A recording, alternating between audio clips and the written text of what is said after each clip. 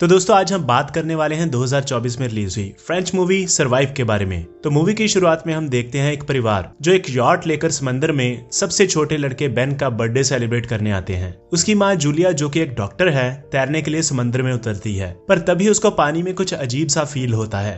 पहले तो वो इग्नोर करती है, पर दोबारा से उसे लगता है कि कोई चीज उसे अंदर खींच रही है। वो छटपटाने लगती है और खुद को संभालती हुई यॉट की तरफ बढ़ने लगती है, पर इसी जद्दोजहद में वो यॉट से और दूर हो जाती है। वो मदद के लिए चिल्लाती है, पर कोई उसे सुन नहीं पाता। थोड़ी देर बाद उसके पति टॉम को एहसास होता है कि उसने काफी टाइम से जूलिया को नहीं देखा, तो वो सब जगह उसे ढूंढने लगता है और अचानक उसकी नजर पानी में जाती है। वो जल्दी से बोट को जूलिया की तरफ मोड़ते हैं और टॉम उसे बचाकर पानी से बाहर ले आता है। उससे पूछने पे वो कहती है कि शायद लहरों की वजह से ऐसा हुआ होगा। अब रात को सब मिलकर बेन का बर्थडे सेलिब्रेट करते हैं और तभी उसकी बहन कैसी को उसके बॉयफ्रेंड का कॉल आता है, पर बात करते वक्त नेटवर्क फ्रीज हो जाता है। वो सबको ये बात बताती है तो टॉम कहता है कि शायद समंदर में होने की वजह से सिग्नल कमजोर होगा। तभी उनकी बोट काफी जोर जोर से हिलने लगती है, जिससे बेन नीचे गिर जाता है। टॉम को चिंता होती है कि किसी चीज के टकराने से शायद उनकी यॉट को नुकसान हुआ होगा, तो वो सिचुएशन का मुआयना करने पानी में जाता है। कुछ देर बाद जब ऊपर आता है तो उसके कंधे पर एक घाव होता है। जूलिया उसका जख्म सीती है और उससे पूछने पे वो बताता है कि जब वो चेक कर रहा था तो उसे ऐसा लगा जैसे उसके पीछे कोई बहुत बड़ा जीव था।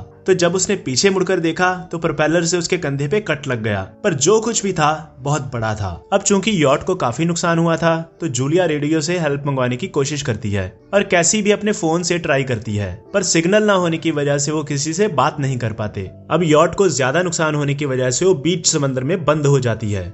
उन्हें रेडियो से किसी का सिग्नल मिलता है, पर सिग्नल इतना कमजोर था कि बात नहीं हो पाती। सारा परिवार निराश हो जाता है और टॉम बताता है कि उनके पास सिर्फ 4 ही दिन का खाना बचा है। थोड़ी देर बाद उन्हें बाहर से अजीब सी आवाजें सुनाई देती हैं। वो देखते हैं बाहर बहुत सारे उल्कापिंड गिर रहे होते हैं। गौर से देखने पे पता चलता है कि वो उल्कापिंड नहीं बल्कि सैटेलाइट के टुकड़े थे। तभी एक टुकड़ा बड़ी तेजी से उनके पास से गुजरता है। सारा परिवार सहम जाता है और टॉम किसी तरीके यॉट को स्टार्ट करने की कोशिश करता है। एक बार तो यॉट स्टार्ट भी हो जाती है, पर तभी उसके इंजन में से धुआं निकलने लगता है, जिसका मतलब ये था कि अब वो कहीं नहीं जा सकते थे। इसके बाद तूफान आने से उनकी बोट और भी जोर से हिलने लगती है, जिससे बेन बड़ी जोर से नीचे गिरता है और जूलिया के नाक से खून आने लगता है। कैसी भी सिंक में उल्टी कर देती है। इस बीच टॉम लगातार रेडियो पे संपर्क करता रहता है, पर सिग्नल नहीं मिलता। अचानक तेज हवा आने से उनकी खिड़कियां टूट जाती हैं। टॉम ये देखने के लिए कि बाहर क्या चल रहा है एक फ्लेयर जलाता है, पर उसे कुछ भी दिखाई नहीं देता और तभी उनकी यॉट की पावर भी बंद हो जाती है। अगली सुबह उठने पे वो देखते हैं कि यॉट सब जगह से टूट चुकी है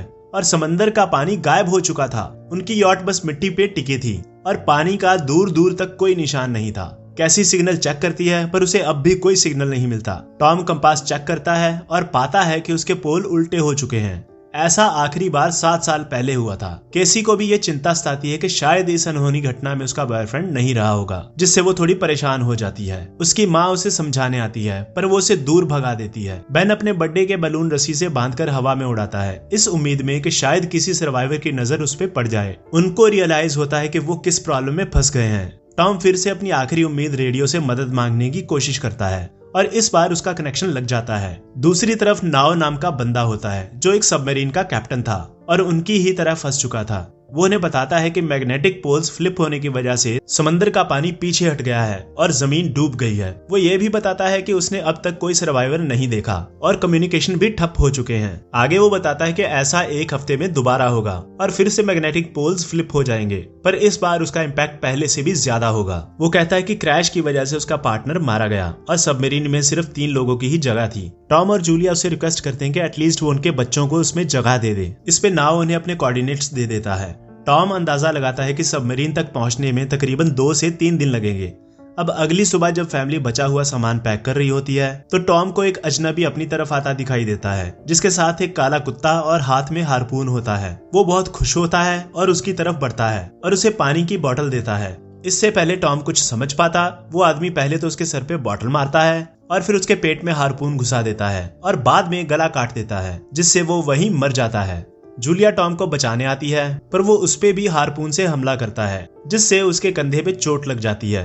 वो जैसे तैसे यॉट तक पहुंचती है और बच्चों को किसी कपबोर्ड में छिपा देती है और खुद बाथरूम में छुप जाती है। थोड़ी देर में वो आदमी यॉट तक पहुंच जाता है और उन्हें ढूंढता हुआ बाथरूम तक पहुंचता है। पर वहाँ कोई नहीं होता क्योंकि जूलिया पहले ही नीचे कूद चुकी थी। वो आदमी सोचता है कि शायद वो उससे डरकर भाग गई होगी। नीचे उसका कुत्ता जूलिया पे झपट पड़ता है, पर जूलिया एक चाकू से उसे मार डालती है। कुत्ते की चीख सुनकर वो आदमी बाहर आता है और उसकी लाश देखकर पागल हो जाता है। इस बीच जूलिया दूसरी तरफ से यॉट में वापस पहुंचती है, पर वो आदमी उसे ढूंढ लेता है और दोनों में हाथापाई होने लगती है और एक टाइम पे आकर वो उस पे हावी हो जाता है और उसका गला दबाने लगता है। बच्चे वहाँ छुपे सब कुछ देख रहे होते हैं तो केसी फ्लेयर गन से उस पे हमला करती है, जिससे वो आदमी नीचे गिर जाता है। थोड़ी ही देर में वहाँ आग लग जाती है और उससे धुआं निकलने लगता है। जूलिया बच्चों को लेकर बाहर निकलती है और जरूरी सामान लेकर वहाँ से चली जाती है। वो सब मरे हुए टॉम के गले लगकर रोने लगते हैं। इतने में वो आदमी भी यॉट से बाहर आ जाता है कि तभी यॉट भी जोरदार धमाके के साथ उड़ जाती है। थोड़ी दूर जाकर वो सब एक झरने के पास रेस्ट करते हैं,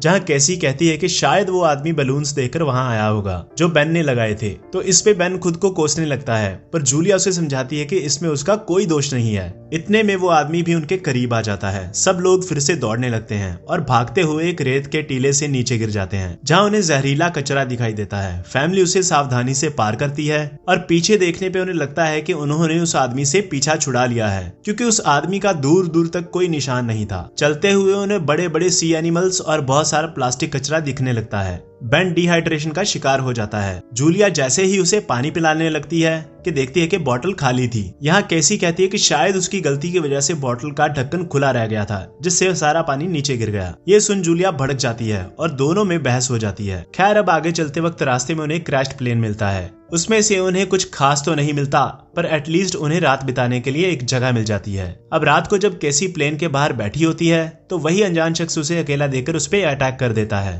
पर अचानक जूलिया पीछे से आ जाती है और चाकू से कई वार करके उसे मार डालती है। अब सुबह को जब वो उसकी डेड बॉडी देखते हैं तो उन्हें रियलाइज होता है कि उसकी बॉडी पे किसी जानवर के काटने के निशान थे, जो बहुत ही खतरनाक थे। कुछ घंटे चलने के बाद जब जूलिया और कैसी मैप देख रही होती हैं, तो बेन धीरे से आगे निकल जाता है और पास ही एक तालाब से पानी पीने लगता है। ये रियलाइज होते ही वो उसे पानी से खींचकर बाहर निकालती है और कहती है कि ऐसी जगह से पानी पीना खतरनाक हो सकता है। वो खुद को गर्मी से और डिहाइड्रेशन से बचाने के लिए अपने सर कपड़े से ढक लेते हैं। कुछ और आगे जाने पर उन्हें प्लास्टिक की कुछ कुर्सियां मिलती हैं, जिनसे वो अपने लिए एक शेल्टर बनाते हैं और आज रात यहीं रुकने का फैसला करते हैं। जूलिया बेन को इन्फेक्शन से बचाने के लिए इंजेक्शन लगाती है और सब लोग सो जाते हैं। सुबह जूलिया को बाहर से कुछ आवाजें सुनाई देती हैं। वो बाहर जाकर देखती है तो बाहर से विशाल क्रैब्स का झुंड उनकी तरफ बढ़ रहा होता है। वो बच्चों को उठाती है और तीनों भागना शुरू करते हैं। भागते भागते उन्हें एक बड़ा सा कार्गो शिप दिखाई देता है। वहाँ 3 कार्गो मेंबर्स जिंदा दिखाई देते हैं। उनमें से एक औरत उनकी मदद करना चाहती है, पर बाकी दोनों आदमी उसे मना करते हैं क्योंकि वो नए लोगों पर विश्वास नहीं करना चाहते थे और कंटेनर के अंदर जाकर खुद को लॉक कर देते हैं। कोई चारा न बनते देख वो बच्चों को कंटेनर के ऊपर चढ़ाती है और खुद ऊपर चढ़ते वक्त एक क्रैब उसकी टांग में बड़ी जोर से काट लेता है। जैसे तैसे बेन और कैसी उसे ऊपर चढ़ाते हैं। इधर कंटेनर में एक छेद की वजह से सब क्रैब्स क्रू मेंबर पे हमला कर देते हैं। तीनों उन पर गोलियां बरसाने लगते हैं, पर क्रैब्स उन पर हावी हो जाते हैं और उनको मार गिराते हैं। जूलिया अपने जख्म पर पट्टी बांधती है और बेहोश हो जाती है। कुछ देर बाद जब उसे होश आता है तो रेत के तूफान के बीच खुद को अकेला पाती है। दोनों बच्चे वहां से कहीं गायब होते हैं। वो नीचे आकर एक मेंबर की गन उठाती है और दोनों को जोर जोर से आवाजें लगाने लगती है। केसी उसकी आवाज सुनकर आती है और बताती है कि वो दोनों घबरा कर कहीं से मदद लेने गए थे। यहाँ उन्हें एक खाली कंटेनर मिलता है जिसमें वो तूफान खत्म होने तक रुकते हैं। यहाँ जूलिया टॉम का लाइटर निकालती है और अपने जख्म को बंद करने के लिए जला देती है। ये काफी दर्दनाक होता है। तूफान खत्म होने के बाद उन्हें एक कंटेनर मिलता है जिसमें काफी सारी पानी की बॉटल्स होती हैं। वो पेट भरकर पानी पीते हैं। बॉडीज चेक करते वक्त उन्हें एक रेडियो और एक गन भी मिलती है। जूलिया नाव से संपर्क करती है और बताती है कि मैप खो गया है। इस पे नाव बताता है कि उन पर आर्थ्रोपॉड्स ने हमला किया है, जो ऑक्सीजन की वजह से पूरी तरह पागल हो चुके हैं। अब नाव उन्हें जल्दी करने को कहता है क्योंकि अब उसके मुताबिक समंदर उसकी उम्मीद से जल्दी वापस आएगा और उनके पास सिर्फ कुछ ही घंटे बचे थे। वो उन्हें रास्ता दिखाने के लिए एक फ्लेयर गन शूट करता है और सब लोग उस तरफ बढ़ने लगते हैं। कुछ रास्ता तय करने पर उन्हें दूर से सबमरीन नजर आने लगती है, पर उस तक पहुंचने के लिए उन्हें एक चट्टानी रास्ते से गुजरना होगा।